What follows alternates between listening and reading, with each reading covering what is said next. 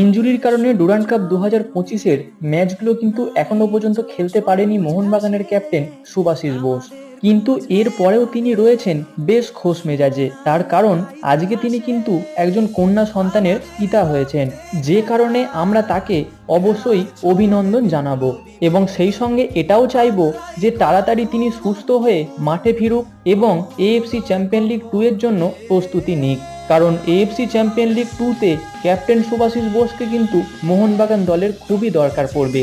আর এই AFC champion league 2 এর প্রস্তুতি কেমন চলছে এই বিষয়ে কিন্তু অলরেডি আমাদের এই চ্যানেলে একটা বড় ভিডিও আপলোড হয়ে গেছে, যে ভিডিওটা আমি এই ভিডিওর সঙ্গে লিঙ্ক আপ করে দেবো। তোমরা অবশ্যই সেই ভিডিওটা দেখে এসো এবং তোমাদের মূল্যবান মতামত কমেন্টে জানিয়ে এসো। আর খেলা সংক্রান্ত এইরকম ছোট বড় আরও আপডেট পেতে চাইলে আমাদের এই চ্যানেলটাকে সাবস্ক্রাইব করে তার পাশের বেল আইকনটাকেও অন করে দিও। দেখা হচ্ছে পরবর্তী ভিডিওতে।